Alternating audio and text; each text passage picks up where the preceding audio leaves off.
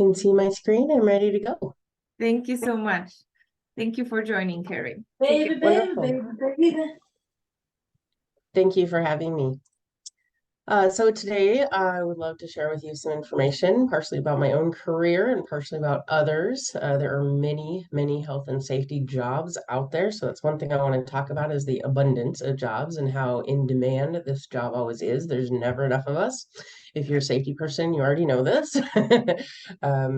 There's a lot of jobs coming our way. There's $3 billion worth of infrastructure coming our way very shortly. So there is just going to be more demand for this job. So I'm glad we're talking about it and thank you for inviting me. So I work at the Alaska Safety Alliance. We are a workforce development company, and part of what we do, a lot of what we do is training and just workforce development in general. So we really appreciate these opportunities. So what is HSE? HSE stands for Health, Safety, and Environment. And as you can see on the screen, there are plenty of versions of this acronym. Sometimes we call it HSEQ because it involves quality control as well as other safety and environmental and health. Also, it might be referred to as HSES because there's security duties involved. And it kind of, and it kind of just depends on the company you work for as to what they call it. So it's just kind of part of their culture as to what they end up calling that. So health, we focus on worker health and the health of anyone else that might be impacted by the work being done. So if I was doing an in-person presentation, I would say, who could that be? And right, we know that's our family, that's our friends, anybody that we might be taking hazardous materials home and not realizing it. Maybe we're working around lead and we're not washing our hands before we go home and eat at the dinner table. There's so many different ways to take some of these hazards home to your family or your friends as well, or your pets, etc. So we don't just work on protecting the worker, we also make sure that they are keeping their family as safe as possible as well while they were at work. Safety, we focus on worker safety. Obviously, that's the S, and who might we hurt if we don't focus on safety? And again, that's not just the worker. And then how might they be hurt, whether that's an emotional hurt, a physical hurt, a monetary hurt, possibly for the rest of our lives. We could be impacting our families in a negative way if we're not safe at work and we don't have the proper guidance. So how could this impact our lives? I just named quite a few ways, right? Monetarily, mentally, and of course, physically. The worker could get hurt and not be able to work anymore. I'm so sorry. I'm hitting some button here. And then this could, again, that could all impact our family. So I will move on. I think you're probably clear on that, but that's a safety aspect of it. And then we've got the environmental aspect. We focus on the environment and the impacts of our work, especially in Alaska. We work, especially my experience is oil and gas for the most part, a lot of construction, a lot of operations and maintenance. There are a lot of strict environmental regulations that we have to follow while we're working, especially in protected areas, different places like the North Slope, places where we've got polar bears. I mean, we've got animals that you don't have a lot of places on Earth. Not to mention that, you know, if you live here, this is our state and we want to take care of it. So we're going to do it the right way if we're going to do it. I think there's something about, I think my slides are changing automatically and I didn't realize that was in here, so I apologize. I'll speed up a little bit here. So these rules exist to protect the environment and future generations of Alaskans, as well as the whole world, right? The way we do things should be an example for everybody everywhere. And so we really work on, we are prideful in the fact that we do and protect the environment as part of our job. HSE and regulations, absolutely no one wants to wake up in the morning. No one does this, right? They wake up and say, well, I'm going to get hurt today and that'll be okay. So hurting people is just absolutely non-negotiable. We absolutely would all rather do a thing once and do it right, not have to redo, not waste time, money, efforts, frustration when we could be moving forward, you know, with the next project. If we just slow down a little bit, we follow these regulations, we talk to each other, we communicate. So you're going to see that third bullet is clear communication is key to safety because it absolutely is, and your safety folks can help. So again, your family and friends should never have to worry about themselves or you when you go to work. So HSE can help you in these areas by making sure that you have the right training before you go to work. We can share lessons learned, and that can be the good, the bad, the ugly. We tend to think of talking about just the things that went wrong, but we absolutely promote talking about the things that we do right so that we can continue and push that is the way that we should be doing things every day. So sharing lessons learned, whether they be bad or good, is important. History and looking at the history and case studies. Has this event that might have almost happened to you or did happen to you happen to somebody else? Has it happened in our industry? What did they do about it? How do we avoid it? So looking at the history of what has already happened in especially in industrial areas, industrial settings, we need to know how they fixed it and how to avoid it from happening again. And then, of course, we can track and trend information, which has a lot to do with that history and case studies. But maybe that tracking and trending is more so about our own company and seeing what happened last year. Do we have less incidents? Do we have no incidents? Or maybe there wasn't an impact and we need to do something else. And things like tracking and trending and the folks in the field giving your safety person that information is going to allow us to help you more. So we can help a lot, especially with the communication part, whether it's the training, whether it's making sure we're talking between groups. Sometimes you'll report something like a near miss and wonder, why did we have to talk about something that didn't have a bad impact? Because it could have. A near miss is an event that occurred, but there wasn't really a bad impact from it. And so there might have been if somebody was standing in the wrong place or a piece of equipment was somewhere else. So we're going to look at that tracking and trending. We're going to share that information. But if you're not giving us information to share, our job gets a lot harder. So HSE and regulations, like any occupation, you need to be experienced to do it well. HSE professionals absolutely help their team by avoiding regulatory mistakes, by identifying and mitigating those hazards, by pre-planning projects, developing communication tools, developing tracking and trending tools. That's really important because if you don't get the right data the right way, sometimes it gets lost to the ethers. And we want to make sure we get that data correctly and get it back out to the folks that need it. And we also help build safety cultures. And I have a little note here that culture is not just rules and regs, because I can train you rules and regulations and policies and procedures till the sun goes up and the sun comes up, sun goes down again. We could do that all day, but without an actual culture of caring about each other, without someone saying, I see this, and when I see this hazard, when I see this issue, I'm going to own it. I'm going to do something about it.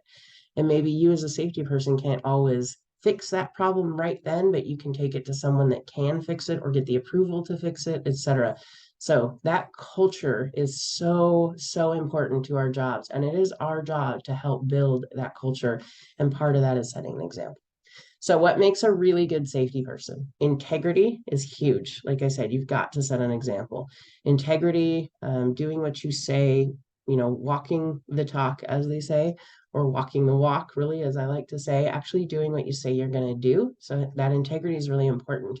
If you have been giving a training all morning and then you go out in the field and you don't have your safety gear on or you don't have some other thing that is a requirement, people are going to see that and they're going to say, well, shoot, I mean, if they don't do it, and it's kind of funny how that can override one's self, one's worry about their own self. They can almost go, well, if they don't care about me, I don't need to care about me. And that's kind of a crazy concept, but it does happen. So this is a really important part of our job. So integrity, having a really good attitude. This doesn't mean you need to be happy all the time. It just means you have to have a good attitude and get through things. Every day as a safety person can be very, very different. There are lots of challenges, people that want to push back on things that are for their own safety. So that's where that culture comes in. If you don't have that culture, it's harder and harder to push the things that are really important with folks and see, get them to have that buy-in, right? I'm sorry about that. So strong communication skills is really important. Approachability is really important. If you come to me and I say, yeah, okay, I'll take care of that, that's not really probably what you're looking for in your safety person. Your attitude does matter, because even if you're bringing something important and even if I'm saying what you want me to say in response, you probably don't have a great feeling that I'm really going to follow through with that, or that I do understand that this is important, especially to you. So approachability, if I want people to keep reporting things, I have to treat the situation appropriately and my response needs to be appropriate. And it usually involves a good attitude. So self-motivation is a huge one. There's never enough of us out there. You're likely not going to have a boss says, you got to do this, you got to do that all day long. You really have to be self-motivated. You got a million things on your plate. I won't pretend that we don't. But that's why we make decent money too. So self-motivation, personal accountability is huge. If you can't nail yourself for doing something, when you make a mistake and say, okay, I've got to fix that. I've got to be a good example. It's not like we're perfect. But we do our absolute best to set a good example. So personal accountability is important for doing that. You need to have a learning mindset. You will never stop learning on this job. It's like learning any language. You can't possibly know every single word in the English dictionary. Maybe you can, but I can say that I'm not that person. Um, However, you do need to know how to look up a word in the dictionary, right? And so that's what we do with our resources. We know our OSHA resources and regulations. You don't have to memorize every tiny one of them necessarily. We'll all have different experiences, and those experiences will also help guide us and help us learn our resources. So you've got a regulations book that's this big. We don't expect you to memorize it. We do expect you to know a lot of the overview points in it and know where to dig for that info.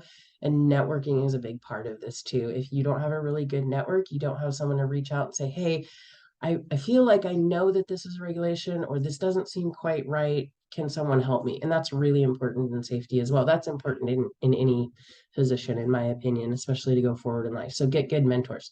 So a learning mindset, get good mentors, be detailed. You are going to track a lot of things, whether it's hearing tests like audiograms, whether it's safety records, whether it's site audits, what tool audits, whatever it might be, you'll do a lot of tracking. So be very detailed about that in your organization skills. And you need to have a good memory. And I think I probably said enough to tell you why you need to have a good memory. You've got a million things that you're going to try to remember, do your best. But again, it's all about using those resources as well. You remember a lot, and the more experience you have with it, the more experience you get, the easier it is to remember those things, right? Like anything in life. So, and then experience, like I said, it all kind of feeds back into all of this. You have to have experience to be able to help folks. And that doesn't mean I have to have every answer every time they come to me. It means I need to know how to use my resources, and I really need to know what my network is. All right. So what kind of jobs are there in HSE? So we've got field safety specialists, and I will back up a little bit and say I've only presented 4 or 5 here. There are so many I will list a little bit later, but I've just broken down 4 or 5 so you kind of have a concept of what we pay, especially compared to the rest of the United States, because you're going to start to see on average, we definitely do pay more. So field safety physicians, they observe workplaces while keeping in mind regulations, and they help workers identify hazards. They create programs to prevent injuries. They may create and deliver actual training themselves, or somebody else may create that and they may deliver it. But quick group meetings is something that we do a lot. Sometimes we call it tailgate meetings in construction, but sometimes you just have to stop the job, talk about something that might have changed, or talk about a plan, or maybe the weather changed, maybe materials didn't come in quite right, maybe manpower changed.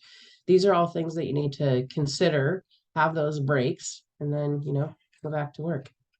So sorry about that. Field specialist. The national average for a field safety specialist is about $72,000.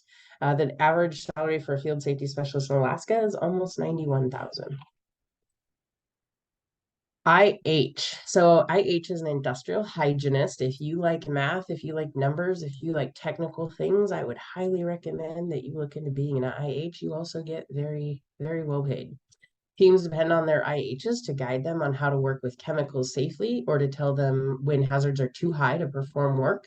An IH, for example, could go into a noisy area, do decibel readings, and say, this is not a place that we should have people, even in double hearing protection. What can we do to engineer out the sound? Can we, put some rubber padding or mats under equipment so they don't rattle, etc.? There's so many things you can do. So that's why your safety person is out there to help you. An industrial hygienist is very good at getting technical data and numbers to help you with that. So the national average salary for an industrial hygienist is about 88,000. Average for Alaska is roughly 97 to 98,000. And this pay in Alaska, I can tell you, I've got multiple friends in IH on the slope, and they're making about 71 to 132K. It's a pretty good job. Safety trainers. This is one thing I did for over a decade, all over the slope, again, construction and operations. And I absolutely love influencing safety culture from day one. The minute they walk in that door, I get to talk to them about how important the safety culture is and that we're not just spouting a bunch of rules and regs at them. We are really there to support them and we need their help. We are part of their team. And that's a really fun thing because you have a lot better communication going on. You may not be training brand new people. You may be doing morning safety meetings. You may be doing other things, but safety trainers very often will be a large part of getting that culture rolling in the onboarding process. So you can make a pretty big impact that way. So average is for US is about 64,000. And the average for Alaska is about 71,000. And I'll be honest and tell you I do better than that after quite a few years in the industry. So these are just kind of baseline numbers, not necessarily starting numbers, but you can do better than what is on the screen as well. So lucrative career in safety. Safety managers investigate incidents and have tough conversations, as do most safety staff. Everywhere that you go, that you're a safety manager at some point, or even almost any role in safety, you kind of end up sometimes feeling like you're a detective. So this job, managers, is definitely one of those. This position is very diverse, and you have to figure out a lot of situations at the same time sometimes, and you need to handle stress very well on a daily basis. So the average U.S. salary for a safety manager is about 112,000, and in Alaska, it's about 124 and up. And again, by now you probably see that trend. Alaska definitely does pay more. So we might go into a location like a grocery store and think like, well, there's no safety here or maritime or mining, but there is everywhere. This is not an industrial job. This is an everywhere job. It doesn't matter where you work. If you're in a grocery store, you've got folks paying attention to food quality. So maybe you're food safety and you decide to go into inspections. Maybe you're it's funny, you don't have a safety person necessarily that does this, but you're the guy checking the temperature on the food so people don't get sick at the deli. Your safety person probably trained you how to do that or made sure some kind of training occurred. So maritime, I mean, we unfortunately, maritime, especially fishing, things like that, can be a very dangerous job. We definitely need folks in maritime. They're all over the place, whether it's canneries, boats, cruise ships, you name it. Mining, huge one. We've got MSHA, which is mining safety standards, transportation, you name it. There is no job really that is done out there unless it's for a really, really small company and maybe those owners or those supervisors play their own safety roles. But safety is involved in absolutely every job you're doing. Perfect timing. Okay, so occupational safety and health, a safety engineer, an environmental engineer. I won't read every one of these to you, but there are so many opportunities out there. You could be a loss coordinator. If you wanted to be in the office more, maybe you would decide that I want to go I want to be a safety engineer.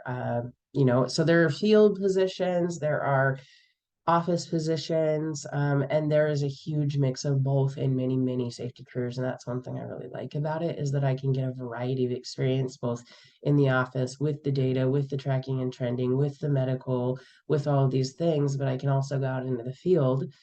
So if you're interested in kind of both, I highly recommend some sort of construction or starting in construction of some sort. I will talk a little bit more about certifications here in a minute, but you do have to have experience to even sit for some of these certifications. So get out there and get on a construction field. If you really want to have a very active and a huge variety to what you're doing in safety, that's a good way to do it. On average, again, we pay about $10,000 more than the rest of the US in Alaska.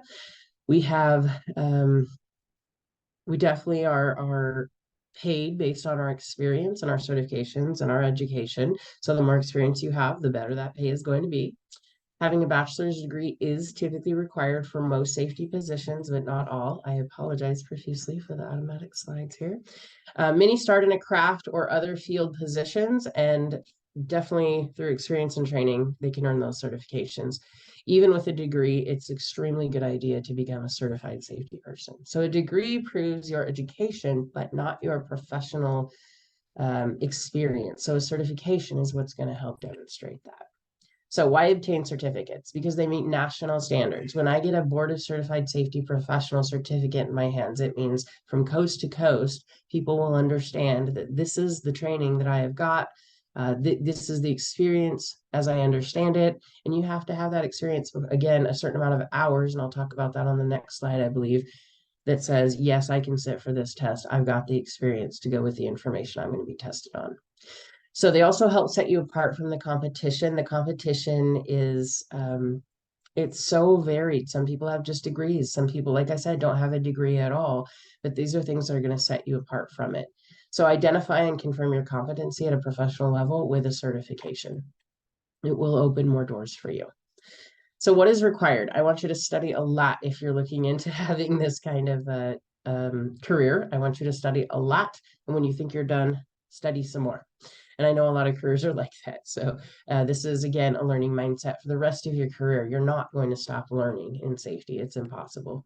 So accumulate experience and resources. If you can, get a bachelor's degree and sit for your safety certificates exams. Eligibility, again, is based on this information right here. So you could get a CHST or an OHST. I happen to hold a CHST because most of my experience is in construction. What else? You need a minimum 3 years field experience for that, and about 35% of your duties have to be safety to sit for that. So it does matter that you get the right job to prepare you to sit for these certifications. You could get a CIT, which is a certified instructional technologist. They might develop courses, they might train them, they probably will do both. 135 hours of training or teaching or development in specifically safety and health is required to sit for this. CSP, a certified safety professional, is really bumping it up hugely in the certifications world. You do work site assessments, risk assessments, regulatory compliance, hazardous materials management, emergency response, etc. And not that you won't do many of those things when you're already in the field with a CHST or an OHST, but again, it's just kind of honing what is your skill, what is best certification to prove for your industry or what you're doing. So bachelor's degree in any field is required to sit for this, and a minimum of 4 years experience, with half of that being your safety duties. So get a formal education. What are our options in Alaska? We could get a bachelor's degree or higher. But right now, the ones I focused in on or honed in on would be kind of the starting of your career or your educational needs for this career. And that would be, we offer at University of Alaska, they offer a bachelor's in Alaska for occupational safety and health, a bachelor's of science, and that is a 4-year degree. And then if you were to attend University of Alaska, you could also go for an Associates of Applied Science. That's occupational safety and health as well, specific to that. And that is a 2-year degree. So the advantages of working in Alaska. One, you can help keep your own community safe. It's really wonderful to know that your friends and your family can go to work and that you can actually help them stay safe. And on the North Slope, especially in my experience, there are a lot of friends and family, because when you get a really good worker, you want people that they recommend. And so we already kind of know that Alaska is a small community and this happens a lot, but knowing that you can literally help keep your friends and family safe is a really great thing. We work with great people in great cultures. My experiences, especially on the North Slope, have been amazing. It's a very supportive, very blame-free culture. That doesn't mean that there's an accountability, but the last thing we jump to is any kind of blame, right? So we've got to stick with accountability and avoid blame, and that's pretty important in safety. We get paid more and there's less competition. We get paid pretty well in Alaska, like I've demonstrated, and because especially there's so much work that demands safety folks, especially multiple safety folks and things like mines and construction and operations and maintenance, etc. You have a lot of opportunity in Alaska you might not have in other locations as well. We have less population overall. We got about 750 people in the state of Alaska, and that means that you have a better chance at getting that job. So we have a tighter community of support, I think, than many other places, and I could be wrong about this, but I am a lifelong Alaskan, and I do feel that is a true statement. I've lived and worked other places, and I feel like this is home for a reason. We have really great cultures, and we watch out for each other. So if you want to be even more a part of that, this is a great career to pick. So HSE is an occupation where you cannot be your best alone. Like I said, you've got to have that networking, and you've got to look out for others. Work opportunities are absolutely abound. We have a huge variety of career options in Alaska. We talked about that a little bit, so I'll move on.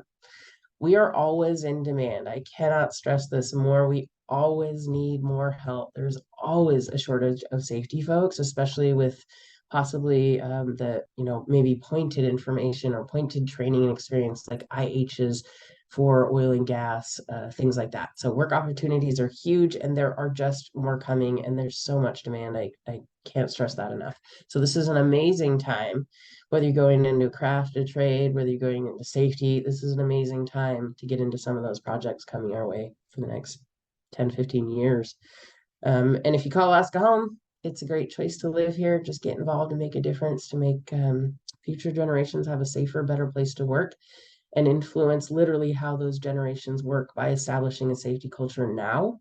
And as soon as you're, maybe you have kids or, nephews or cousins or whatever, but you see them grow up and you see them go into these career fields, and you really want to know that, hey, we made a difference. We've established a safe place to work. There is a culture where these people can go to work safely. So if you really want to be part of that, it's a great way to do it. So I mentioned I work for Alaska Safety Alliance. You can visit our free jobs board if you would like at jobs.alaskasafetyalliance.org. That is free to job seekers. You can post your resume for free. You can upload and have your resume reviewed for free.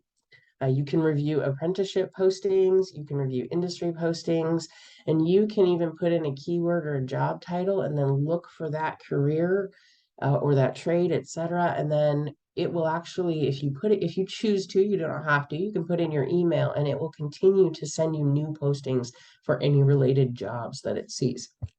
So pretty cool to stay in contact. Also, there are 100 industry members that we've got, roughly 100 industry members now. We might be over that are looking at this job board and are aware of this job board. So highly recommend that you use it.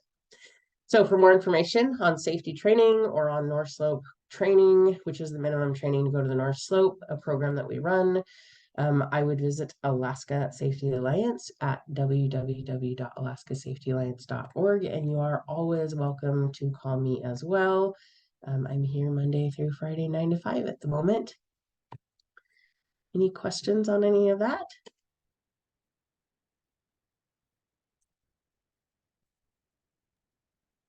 Thank you, Carrie. I am sharing some links in the chat box, but I do have a question. Sure. So are you aware of any apprenticeship programs that would lead to HSE career at this time? That's a great question that I am aware of. There are actually no apprenticeships for HSE going on right now in Alaska and possibly other places. And I could be wrong about the other places, but I don't know that I'm wrong about Alaska, unfortunately. This is actually something that we've had in the back of our head, and we're always on fire doing so many things around here, which is really great and makes my life fun, and a perfect example of how varied your career can be when you get into safety. But that is not something that we've got to go down that road too much yet, but it is a thought. It's a thought in the back of our head is always, how can we really, it's more of helping with a career path. I think that's probably what you're going to see before you actually see any kind of apprenticeships for this, is really going to be a career path and more guidance for those career paths. And I think that might be a little bit more appropriate for this. An apprenticeship with safety, I think, is a challenge, which is why you may not have one at this point. So just to clarify, the apprenticeship that I referred to on that very last page there is just that we post them on our job boards. It is not specific to HSE. Thank you for having me clarify that. Unfortunately, this is a hard, that's why I stress the mentoring and the field coaching and the communication and the networking, because that's going to be a lot of that mentoring piece of that, not necessarily apprenticeship. Thank you. So when we work with students and want them to know more about HSE careers, what would your recommendation be? That we recommend the associate degree and bachelor's degree? That would be the first.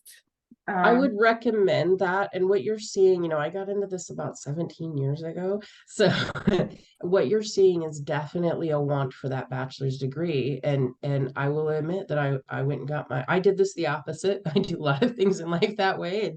And I will admit that many people, excuse the phrase, but they fall into safety. It just kind of happens. And I think that happens a lot more than people realize, and a lot more than young folks realize looking for careers, is that you might just find it based on what you like and who you are, etc. But that doesn't always happen. But I will say that these days, that is there's less of a chance that's going to happen for folks these days, because that bachelor's is really being pushed.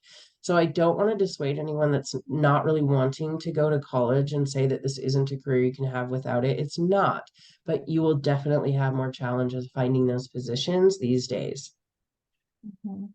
Thank you. That's Absolutely. important. Great questions. No, great questions. I really do like to make that clear that is a growing requirement for many companies, but you do still have opportunities out there. And I will tell you that taking the craft experience and learning safety within your craft and then becoming a safety person. If you can top a degree, if you could top that off with a degree, boy, you're sitting pretty. It's a good spot to be. Outstanding. And my question popped, but you answered it. There's a shortage of HSE professionals, just like any other field Right now. is experiencing that. So Yeah. I will kind of reiterate that that is not new, because I know that there are some industries that might be a little bit new thing because of COVID. That is not new in health and safety in any way, shape, or form. We are there's just never enough of us, which means it's a really good high demand job. And like I showed you, the pay is pretty decent. So you have lots of I opportunities. always run into industrial hygienist openings. Every job board I look at, there's always openings for those positions.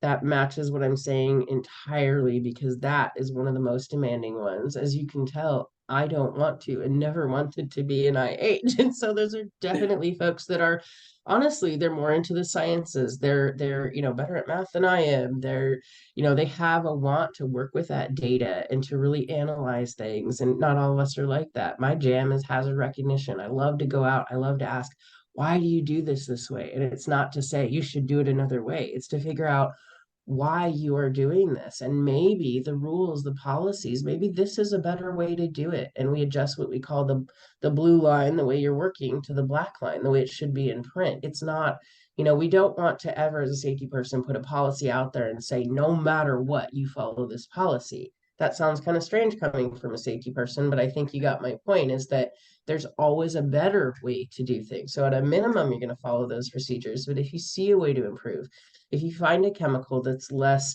toxic, easier on the environment, easier on the user, why not use that instead of something else? So we're always looking for continual improvement. So it's really important to listen in this career, because if you don't listen to the craft feedback, you don't listen to the folks saying, hey, this isn't working. I know this is what you want, but it's not working. Can we try it a different way? That's very important for continuous improvement. So having that learning mindset and open ability to listen is super important.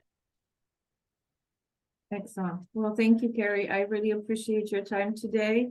You're very I'll welcome. share, as you said, well, Alaska Safety Alliance, such a great resource. So I shared your job board link and the general website address. So thanks so much for joining us today and educating us more on HSE careers. Thank you. Don't hesitate to call and ask some questions if you're interested. Thank you very much. Thank you so much. Bye-bye for now.